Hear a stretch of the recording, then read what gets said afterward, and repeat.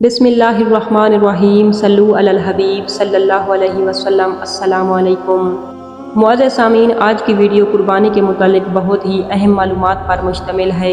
आज के मौजू पर हम आपको बताएंगे कि मसनून तरीके से कुर्बानी करने के लिए किन चीज़ों का जानना ज़रूरी होता है।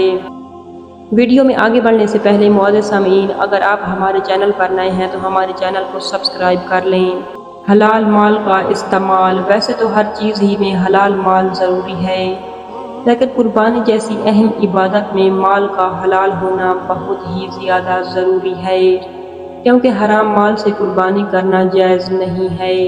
कुर्बानी हर उस आकिल बालिग मुकीम मुसलमान मर्द और औरत पर वाजिब है जिस शख्स की मलकियत में 7.5 तोला सोना हो, 52.5 तोला चांदी हो, ज़रूरत से ज़ायद माल और दौलत हो तो उस शख्स पर कुर्बानी करना वाजिब है।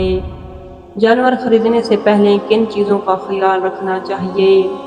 कुर्बानी के लिए जो जानवर खरीदा हो वो जानवर चोरी का ना हो, लेकिन अगर बाद में मालूम हो जाए कि जो जानवर कुर्बानी के लिए खरीदा है वो चोरी का था, इस सूरत में अगर वो जानवर चोरी करने वाले से खरीदा है तो कुर्बानी करना जायज़ ना होगी।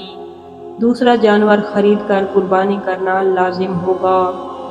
कुर्बानी के लिए जानवरों की उम्रें कितनी होनी चाहिए? कुर्बानी के लिए जानवरों की उम्रें मुतय्यन होती हैं। अगर कुर्बानी के लिए बकरा है तो बकरे की उम्र 1 साल होनी चाहिए। अगर कुर्बानी के लिए गाय, बैल, भैंस वगैरह हो तो उनकी उम्रें 2 साल की होनी चाहिए, और अगर कुर्बानी के लिए ऊँट हो तो ऊँट की उम्र 5 साल होना ज़रूरी है।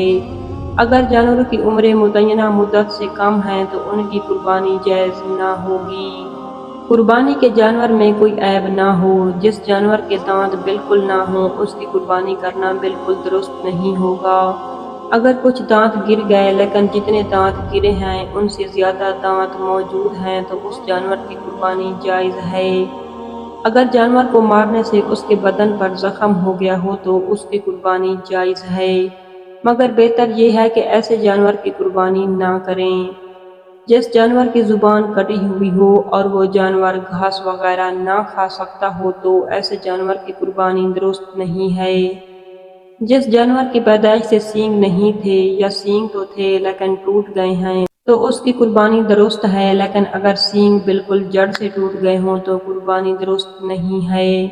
कुर्बानी का जानवर बहुत उम्दा और ऐबों से पाक खरीदना चाहिए ताकि अल्लाह भी राज़ी हो जाए और हमारी कुर्बानी भी दुरुस्त हो जाए। कुर्बानी किन जानवरों की करनी चाहिए? कुर्बानी की जानवर 3 किस्म पर मुश्तमिल हैं।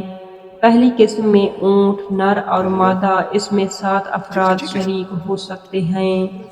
दूसरी किस्म में बकरा, बकरी, मेंढा, भेड़, दुम्बा, नर और मादा, इनमें एक शख्स की जानिब से एक ही जानवर हो सकता है।